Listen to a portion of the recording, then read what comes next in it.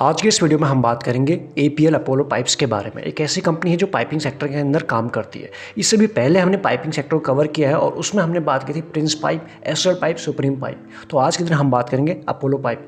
इसके अगर बड़ी ही शॉर्ट में इसको कवर करने की कोशिश करें, प्लम्बिंग से रिलेटेड जितनी भी पाइपिंग की रिक्वायरमेंट होती है ये वो कंपनी सोल्यूशन देती है, या फिर इनके प्रोडक्ट हैं। एग्रीकल्चर वहाँ जो रिक्वायरमेंट होती है, देन उसके बाद बाथ फिटिंग वहाँ पर भी, एंड वाटर स्टोरेज जितने भी, या फिर होम सोल्यूशन, हर टाइप के प्रोडक्ट, प्लास्टिक के पाइप्स, ये या फिर हम बात करें स्टोरेज टैंक्स, इन कंपनी के प्रोडक्ट हैं। ऐसे में अब अगर हम आगे बढ़ें तो इस कंपनी ने रिटर्न क्या दिए हैं अपने इन्वेस्टर को, वो आप देख सकते हैं अपने स्क्रीन के सामने।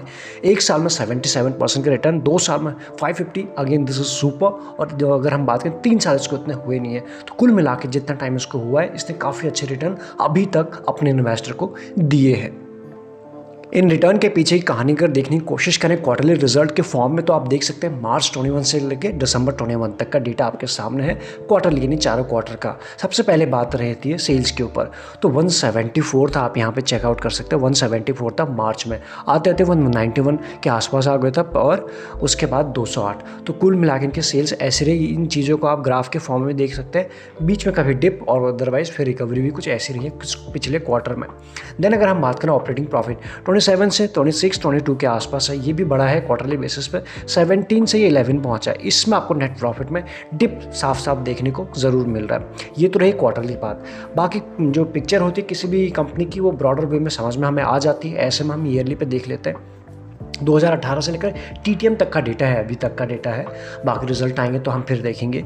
तो वो आप देख सकते हो, इसका जो 18 में जो सेल्स हुई थी यहाँ पे 289 के आसपास थे, और अभी वो हो चुका है 711 के आसपास। तो किस तरह के जंप है क्लियरली आप देख सकते हैं।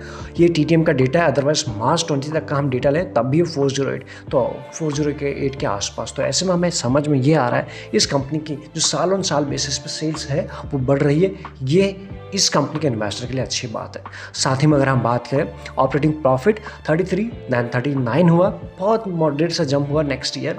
20 की बात करें 47, और अभी की बात करें जो टीटीएम में हमको देखने को मिल रहा है 92 के आसपास। तो चीज़ें आपको बढ़ते हुए नज़र आ रही हैं। बाकी तो जैसे रिजल्ट आएंगे क्लियर हो जाएगा।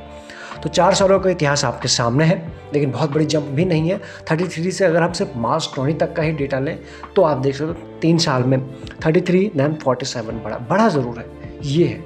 उसके बाद अगर हम बात करें नेट प्रॉफिट 22, फिर हुआ नेक्स्ट ईयर 24, फिर 29 और 51। तो ये है इनके रिजल्ट। हो सकता है आपको अच्छे लगे ना लगे, लेकिन एक चीज़ क्या है, कंसिस्टेंसी के साथ अप ट्रेंड में बना हुआ। हो सकता है जो ग्रोथ की जो सेल्स ग्रोथ या फिर हम प्रॉफिट ग्रोथ की बात करें उसमें आपको कमी नज़र आ सकती है, लेकिन ये आपको पॉजिटिव में बढ़ते हुए नज़र आ रहा है अभी तक। बात ग्रोथ आपके सामने आगे परसेंटेज के फॉर्म में, सेल्स एंड प्रॉफिट ग्रोथ आपके सामने है।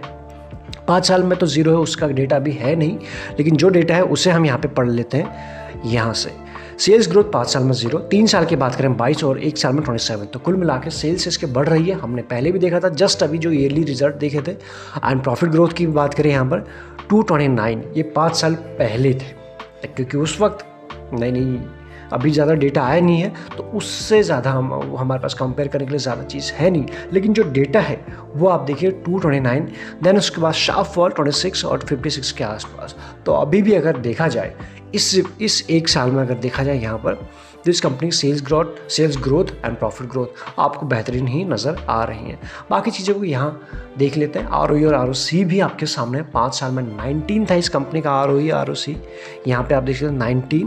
ROE की हम पहले बात कर लेते हैं, फिर 14 हुआ, एंड उसके बाद वापस से 14 है। तो कुल मिला के 19 से कम हुआ है पिछले 1 और 3 सालों में। लेट्स सी कि वापस ये 20+ कब जाता है। बट अभी ये जिस कैटेगरी में इन रेशियोज़ के बेसिस पे देखा जाए सिर्फ ओके टू अच्छे की कैटेगरी में आता ज़रूर है।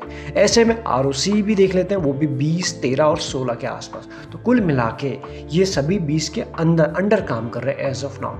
लेट्स सी आने वाले टाइम में किस तरह से कंपनी रिकवर करती है, या फिर ये और भी नीचे की तरफ जाते हैं, वो तो हमें टाइम ही बता देगा। बट एज ऑफ जो डेटा है वो आपके सामने है। एंड उसके बाद अगर हम नेक्स्ट बात करें इसकी शेयरहोल्डिंग पैटर्न के बारे में, कोई प्लेज नहीं है, ये एक अच्छी बात है। बाकी अगर बात करें मेजॉरिटी है वो है प्रमोटर के पास। डेटा कब से, जून से लेकर मार्च 2022 तक का शेयर होल्डिंग पैटर्न्स का रिलीज हो चुका है, तो वो आप देख लीजिए। एंड जो 52 के आसपास है वो प्रमोटर के पास है। एफ की बात करें ज़्यादा होल्डिंग बिल्कुल नहीं है उनके, 2.7 था यहाँ पर, फिर एक सेकेंड मैं ड्रॉ कर, 2.7 यहाँ पे 1.91 थोड़ा और कम हुआ, 1.21 और कम हुआ 1 पॉइंट। तो कंटिन्यूसली एफ जो है वो ऑफलोड कर रहे हैं अपनी पोजीशन को, अभी तक हमको देखने को क्लियरली मिल रहा है। इस क्वार्टर में भी कुछ वैसा ही हुआ है। एंड बात करें डी की 8, 9 प्लस 10 प्लस 11 प्लस, तो ये हो रहा है कि एक पार्टी बेच रही है, दूसरी पार्टी खरीद रही है, और बाकी पब्लिक का इंटरेस्ट तो भरपूर बना हुआ है 36, 35, 34, कुल मिला के 35 के आसपास। तो पब्लिक का इंटरेस्ट सबसे ज़्यादा है, एफ एंड डी से भी ज़्यादा, उनका इन्वेस्टमेंट भी ज़्यादा है, वो आपने देखा यहाँ पे डेटा के फॉर्म में। बाकी एफ क्या कर रहे हैं वो भी आपने देख लिया। देन अगर हम बात करें एफ डी पब्लिक के बाद म्यूचुअल फंड्स भी हैं जिन्होंने इन्वेस्ट किया हुआ है। 4 फंड है। सबसे पहला जो नाम निकल के आ रहा है महिंद्रा मैन्युलाइफ मल्टी कैप, ये है पहला फंड जिनका इन्वेस्टमेंट है 1.60%। उसके बाद बड़ौदा BNP परिभाष इंडिया, थर्ड है IDFC टैक्स एडवांटेज, एंड उसके बाद कोटेक स्मॉल कैप फंड है। ये वो 4 फंड है जिन्होंने एज ऑफ नाउ इस कंपनी में इन्वेस्ट किया हुआ है। हम वीडियो में आगे बढ़े, अगर आपके पास डीमैट अकाउंट नहीं है अपने लिए अपनी फैमिली के लिए, अगर आप ओपन कराना चाहते हैं डिस्क्रिप्शन में आपको लिंक्स मिल जाएंगे, जिसके साथ भी आप कंफर्टेबल हैं अकाउंट ओपन करा सकते हैं। कुछ ब्रोकरेज के लिंक आपको मिल जाएंगे, अदरवाइज लगे यूजफुल तो आप जॉइन बटन भी कंसिडर कर सकते हैं।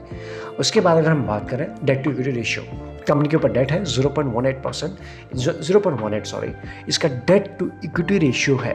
अब वो डेट है कितना वो आप देख लीजिए, 62 CR प्लस, इतना का इस कंपनी के पास एज ऑफ नाउ का डेट है। और वहीं अगर हम बात करें कैश 72 के आसपास है। तो कंपनी के पास जितना डेट है उससे ज़रा सा ज़्यादा अगर हम देखा जाए तो उतना कैश भी अवेलेबल है। तो कंपनी अगर चाहे, अगर बाकी कंपनी सारे काम को छोड़े सिर्फ एक चीज़ के ऊपर फोकस करें कि हमें डेट फ्री होना है, तो कंपनी कर सकती है। बट डेट फ्री होने के लिए कंपनी के ऊपर प्लानिंग होती है, कंपनी के एक्सपेंशन होता है, कंपनी के एडवर्टाइजमेंट के ऊपर खर्चे होते हैं, कंपनी के इनोवेशन पे होता है, मार्केटिंग कॉम्पिटिशन के ऊपर भी होता है। तो ये सारी चीज़ों को कंपनी के ऊपर ध्यान रखना पड़ता है। उसके बाद ही भी कोई भी कंपनी जो होता है डेट के ऊपर, क्योंकि कई बार क्या होता है सिर्फ डेट क्लियर कर दिया और बाकी चीज़ों को फाइट करने के लिए पैसा नहीं रहे कंपनी के पास, तो वो भी प्रॉब्लम हो जाती है। तो एज ऑफ नाउ डेटा आपके सामने है, बाकी इसको आप अपने नज़र से अपने नॉलेज के हिसाब से भी ले सकते हैं। बात करें वैल्यूएशन के ऊपर, वैल्यूएशन इस स्टॉक का चल रहा है as of now industry P से बहुत ऊपर। कितना इंडस्ट्री पी चला 44, या आप इधर चेकआउट कर सकते हैं यहाँ, और इस स्टॉक का है 279, यानी कि इंडस्ट्री पी से देखा जाए हमने कंसोलिडेटेड लिया हुआ है, सुपर ऊपर हमको देखने को मिल रहा है। तो जिस तरह से इस कंपनी की परफॉर्मेंस है, रिटर्न तो अच्छे हैं, रिटर्न के बेसिस पे इन्वेस्टमेंट कभी मत कीजिएगा। ये हम शायद 100 वीडियो में तो बोल चुके होंगे, आगे भी बोलेंगे ताकि जो नए लोग देख रहे होंगे। तो सिर्फ आपको देखने वैल्यूएशन के मार्केट काम करता है वैल्यूएशन के हिसाब से, कंपनी के बिजनेस मॉडल के हिसाब से, ना कि उसने रिटर्न क्या दे दिए। क्योंकि रिटर्न तो 2 रुपये वाला शेयर 50 पैसे वाला शेयर भी अपर सर्किट में भाग जाता है और कुछ दिनों के बाद वापस से 10 पैसे पर आ जाता है। तो वो हमें काम बिल्कुल नहीं करना है। EPS भी आप देखिए इसके काफ़ी पुअर है, 2 के आसपास है, 2.15, वेरी पुअर देखा जाए। नंबर जब हमने देखे थे इसके ईयरली रिजल्ट, उनमें भी हमको ग्रोथ दिखी थी, लेकिन परसेंटेज या फिर ये कहें एक्सपोनेंशियल ग्रोथ बहुत छोटी छोटी थी।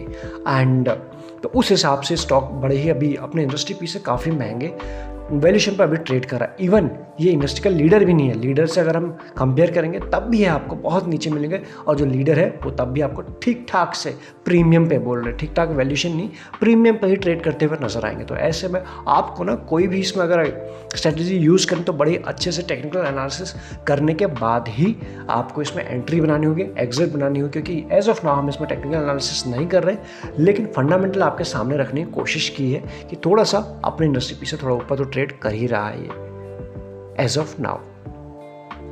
बाकी टेक्निकली अगर बात करें सुपर वॉल्यूम के साथ इसमें हमको लास्ट ट्रेडिंग डे में एक अच्छा अपमूव देखने को मिला है, यानी कि ये भागा था एंड जितने भी मूविंग एवरेज हैं, जितने भी इसके रेजिस्टेंस है, सभी को ब्रेक किया इसने, प्लस क्लोजिंग भी दी है विथ वॉल्यूम है। तो प्लस एज ऑफ नाउ जिस तरह का शेयर है वैसे ही चल रहा है, यानी एक या 2 दिन बड़े अच्छा अपमूव दिखाएगा, फिर कुछ समय के लिए कंसोलिडेशन चले के फेज में चले जाएगा। वो साइड वे भी हो सकता है, प्राइस करेक्शन भी हो सकता है, टाइम करेक्शन भी, बट इसमें यहाँ से टेक्निकली ये बड़ा स्ट्रॉन्ग नज़र आ रहा है, बट वैल्यूएशन के हिसाब से थोड़ा महंगा ज़रूर नज़र आ रहा है। तो आपको शॉर्ट टर्म के लिए ट्रेडिंग के लिए बड़ा ही अच्छा है। एज ऑफ नाउ तो इसमें अपॉर्चुनिटी थी कुछ दिनों पहले जो इसमें अपमूव आ चुका है। बाकी देखते हैं ये रिसेंट को जो इसका जो रेजिस्टेंस है यानी कि 600 प्लस 600 अगर देखा है एज ऑफ नाउ इसकी क्लोजिंग है, जो इसका रेजिस्टेंस निकल के आ रहा है रिसेंट का हाइज है वो समवेयर है 670 के आसपास। लेट्स सी अगर ये लेवल क्रॉस होता है तब हमें दूर के लेवल भी देखने को मिलेंगे। तब तक आप इसको अच्छे से अपने एनालिसिस कर सकते हैं इस वीकेंड में। इस वीडियो में इतना ही। Thank you so much.